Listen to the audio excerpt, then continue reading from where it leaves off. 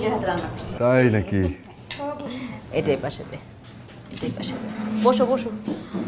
এটা কি? এটা কি বৌমা? হ্যাঁ, জালি কাবাব। জালি কাবাব।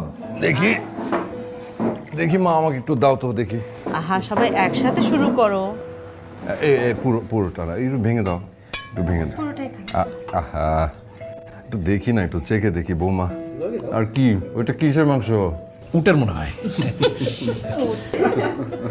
কবিরকে উটের মাংস দিও, এরপরে রেঁধে বৌমা, ঠিক আছে? ওর আবার উটের মাংস খুব পছন্দ। হ্যাঁ, একটু দাও, একটু করে দাও, খেয়ে দেখি।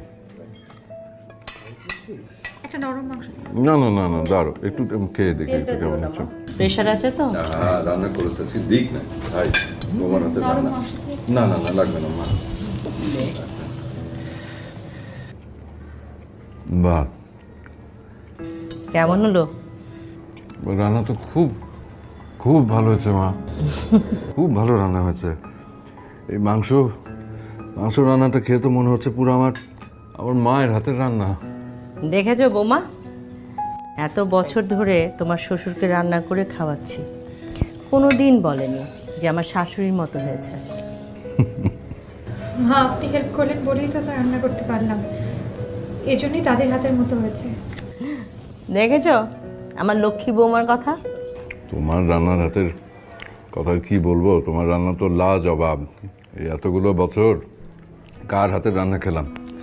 দাঁড়াও, আমার বৌমা এত চমৎকার রান্না করেছে, ওর টাকা আছে নাকি? আছে মনে হয়, দেখি। হ্যাঁ, এই যে নাও মা, এটা সবগুলো রাখো, নাও, এটা আমার তরফ থেকে তোমার জন্য বকশিস।